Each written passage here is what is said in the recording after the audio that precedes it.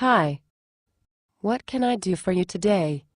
Miss DeLoggio, I don't know how I'm going to get into law school. I mean, I just don't have any diversity at all. Why do you say that? Well, look at me. I'm white, I'm middle class, I'm even blonde. Yeah, that's pretty much what you look like to me.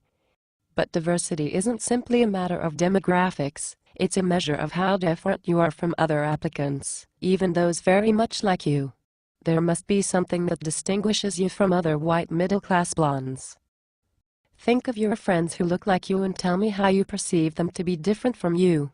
Well, most of them don't have to work to support themselves, but I have to work 20 hours a week because my parents can't really afford to pay much more than my tuition. And why is that? What kind of jobs do your parents have?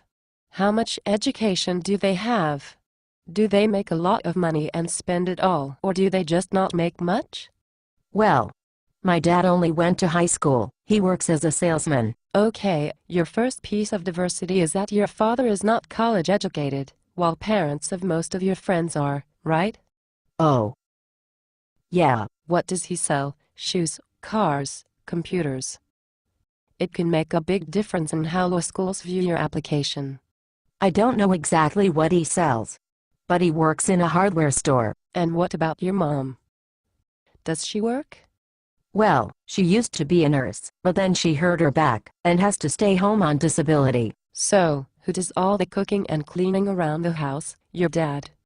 Are you kidding? He would never do women's work. I do most of the cooking and cleaning. So now you have 3 pieces of diversity. You don't come from a college-educated family. Your father runs a more conservative household than many of your friends. And you have significant responsibilities around the house as well as having to work. But I thought you needed to be a minority for it to matter. No. A lot of people think that. But diversity is anything that makes you different from the mainstream applicant. The extra responsibilities you've undertaken can set you apart from other applicants, as long as you make the effort to show those differences to the admissions officers. But I don't want to sound like I'm whining. I mean, it's not that big of a deal to cook dinner or run the vacuum. If you don't want it to sound negative, don't grumble. Listen carefully. I cook dinner and run the vacuum. Does that sound like whining? Not when you say it. It just sounds like a sentence. Well, that's all you have to do, make it sound like a sentence.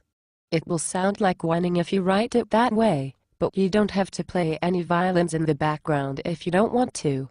Well then why does everyone always say not to complain about your problems? Because you shouldn't complain. But the crucial difference is between complain and explain. You can do an awful lot of explaining without doing any complaining. Here's a good example. I have diabetes and have to check my blood sugar and watch my diet carefully. That's explaining. Now listen to this sentence. Gee, I wish I could have some of that cheesecake, but ever since I was diagnosed with this bleeping diabetes I haven't been able to eat a single bleeping dessert. That's complaining. Yeah, I can definitely hear the difference when you say it, but I'm afraid that I won't be able to write it in a way that they can hear the difference. Here's a test you might try. Write it in a way that you would in a note to a teacher or employer to explain why you failed to meet a deadline. Then, write it in a way that you would in an email to your best friend. You should be able to hear a clear difference. Do you think you can try that? Yeah, I guess so. Can I come back if I'm still having trouble next week? Of course. Professional admissions consultants like me specialize in helping you tell your story without sacrificing either dignity or honesty. That's what I'm here for.